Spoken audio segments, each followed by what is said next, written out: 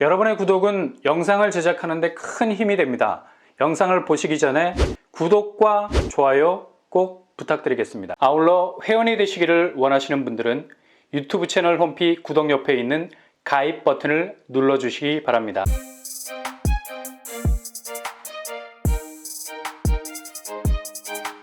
안녕하세요. 뻔뻔한 복덕바입니다. 정말 서울 분양이 미쳤긴 미쳤습니다. 이젠 구축 매수에 대한 실익이 점점 사라지고 있는 시점에서 무조건 서울 신축을 붙잡고 늘어지는 형국에 이르고 있죠. 일단 매매 시장 집값은 분명 하향세를 보일 것이 확실하기 때문에 이렇게 청약시장 쪽으로 쏠림 현상이 일어나고 있고요. 지금 집값 지표가 8월까지 긴가민가 했지만 이젠 본격 하락에 접어들기 시작하는 빨간불들이 사방에서 터지고 있죠. 오늘 서울 아파트 매물 증가율 7만 3천 건을 돌파했습니다. 이건 거의 하루마다 1000건씩이 늘고 있는 추세예요. 이젠 더 이상 집값 반등이라는 말이 무색해질 정도로 단시간 내에 팔고 나가자는 분위기가 퍼져나가고 있다는 얘기죠. 이제 본격적으로 9월은 우리가 상상하지 못했던 집값 변동성이라는 극한의 경험을 하게 될 시기가 코앞으로 다가오고 있다는 겁니다. 지금 청약시장 분위기도 어제 두 곳이 1순위 접수를 마쳤는데 상반기만큼 미친 듯이 몰아붙이는 수요가 몰리지는 않은 것으로 보입니다. 뭔가 쎄한 느낌이 들 수밖에 없는 결과들이었는데요. 분양시장도 슬슬 뭔가 밀어닥칠 감당 안 되는 공포감의 전운이 감도는 것이 분명해 보입니다. 상도 푸르지오 클라베뉴 서울 분양이죠. 1순위 청약 접수율이 10,000명대를 넘어서기를 밥 먹듯이 했던 기존의 서울 분양가는 사뭇 다른 수치를 보여줬습니다. 401가구 모집에 5,626명이 청약 접수를 마쳤습니다. 평균 경쟁률 14대 1의 수치를 보였고요. 문제는 여기 분양가가 미친 거죠. 고분양가 논란에 휩싸이기 딱 좋은 그냥 기존의 분양단지들이 마구잡이로 던졌던 분양가 내놨는데요. 5구제곱 10억대, 8사제곱 13억대 분양가였습니다.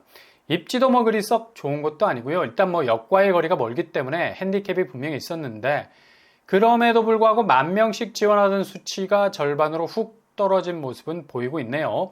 5,000명대. 이거 굉장히 상징적인 의미가 있습니다. 이제 매매 시장의 싸한 분위기가 청약 시장까지 서서히 쪼이고 있다는 얘기고요. 일단 호구되지 않겠다는 청약 선별력이 생겨서 자칫 고금리의 대출까지 물리게 되고 이후 주변 시세까지 떡락하게 되면 이거 돌이킬 수 없는 개인 금융위기로까지 번질 수 있기 때문에 살짝 관망하는 쪽으로 방향을 돌린 수요들이 있어 보입니다. 그리고 동시에 청약을 진행했던 호반 서밋 개봉 역시도 여기는 일단 공급수가 적어서 상대적으로 높아 보이는 경쟁률 별 의미가 없어 보이죠. 227명 모집에 2,776명이 지원을 했습니다. 여기 분양도 기존 아무리 적은 단지의 규모라도 10,000명에 가까웠던 지원율이 서서히 사라지고 있다는 걸 보여주고 있죠. 평균 경쟁률 25대 1을 찍었습니다. 여기도 분양가가 고분양가 5구제곱 7억대, 8사제곱 10억대로 나왔었는데요. 개봉 쪽이 광명보다 확실히 저평가되고 있는 곳임에도 불구하고 이렇게 분양가를 높게 뽑았으니 상당히 핸디캡이 많은 곳이었고요. 결국 기존의 뜨거웠던 분위기와는 사뭇 다른 분위기를 보이고 있습니다. 그래도 엄청나게 선방을 하긴 한 건데 이후 여기 잘못 진입했다고 땅을 치고 후회하는 분들이 하반기 집값 추이와 더불어서 상당 부분 나올 수도 있는 집값 위기를 물고 있는 신축 분양 단지일 수 있겠습니다. 이런 위기감이 청약시장에 영향을 주고 있는 것이 분명해 보이고요.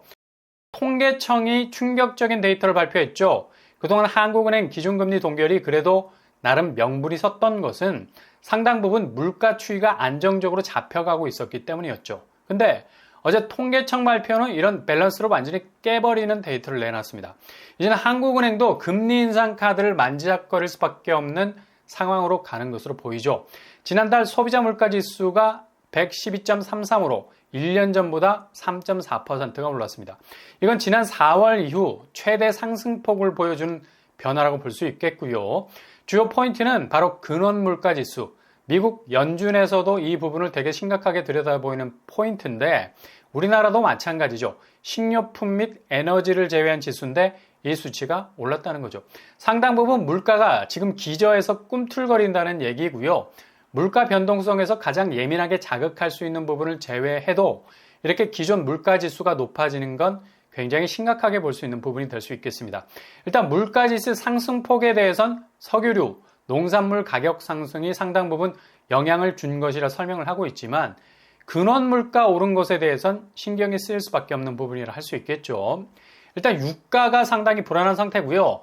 이게 또 한번 물가를 계속 연타, 강번지를 날릴 가능성이 있죠. 지금 국제 유가 상승으로 휘발유 가격이 1년여 만에 최고가를 찍고 있다는 점이 물가가 앞으로 가시밭길을 갈 것이라는 부분이 보이고요. 일단 중국 경기가 침체 일로로 가고 있어서 당연히 원유에 대한 수요가 줄어들 수밖에 없고 이게 방아쇠 역할을 하면서 국제 유가는 서부 텍사스산 원유가 지난해 11월 이후로 최고가를 치고 있고요. 두바이유 역시도 상한가로 올라서고 있습니다. 어쨌든 산유국에서 계속적인 석유 감산을 이어갈 전망이라서 공급 감소가 다시 한번 가격을 끌어올릴 수 있는 분기점이 될 수 있어서 추가적으로 유가는 계속 오를 가능성 많겠습니다. 이렇게 되면 우리나라 물가 역시도 상당 부분 이번 달 찍었던 수치보단 더 오르게 될 것으로 보이죠. 그런데 마트 가보면 체감되는 물가는 지표로 나타나는 것 이상의 압박감을 줄 정도라고 볼 수 있는데 상황이 그만큼 녹록지 않다는 겁니다.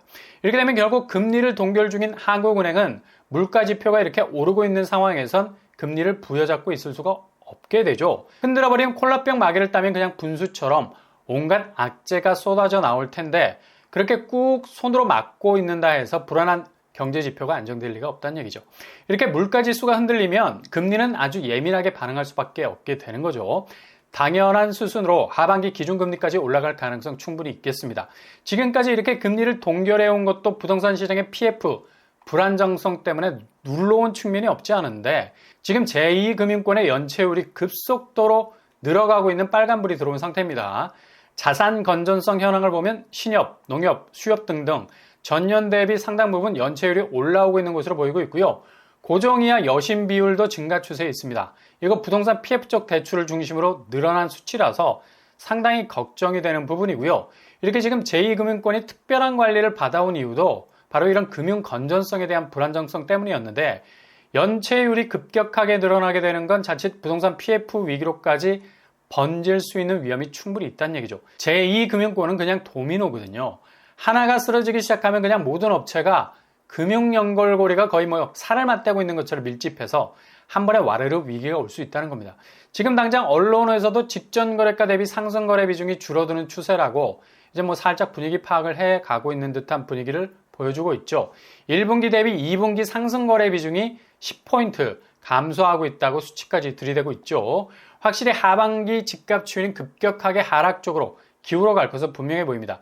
그러니 마지막 불꽃을 태우기 위해서 엄청난 반등이 온 것처럼 말하는 집값 상승세 분위기는 상당 부분 퇴출이 될 것으로 보이고요. 다음 달만 돼도 이런 분위기는 발을 못 붙이지 않을까라는 예상이 되네요. 그 정도로 하반기는 집값 분위기가 큰 폭의 하락세로 접어드는데 소요되는 시간이 별로 걸리지 않게 될 겁니다.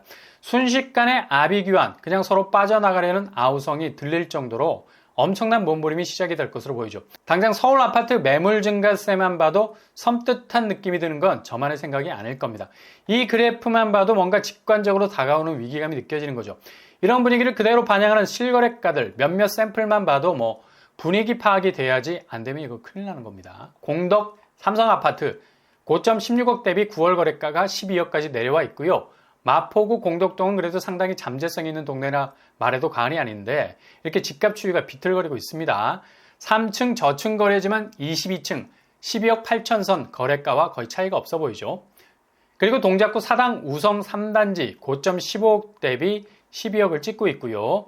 고점 대비 계속해서 내려가는 추세 보이고 있네요. 목동 우성 2차 고점 대비 12억 선에서 8억 선까지 내려와 있습니다.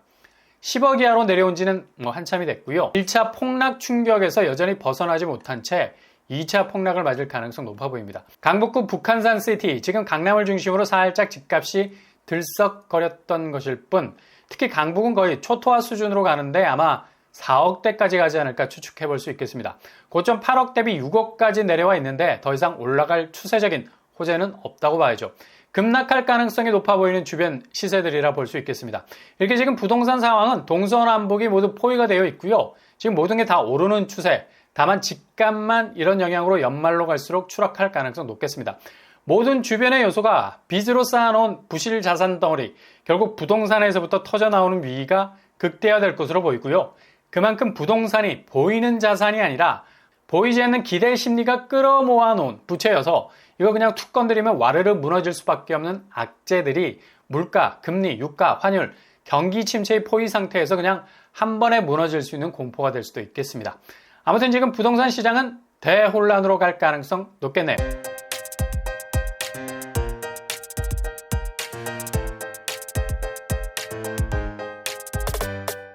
오늘의 부동산 캐리커처, 지금 큰일이라는 위기감이 들기에 충분하죠. 모든 게 다 오르고 있어요.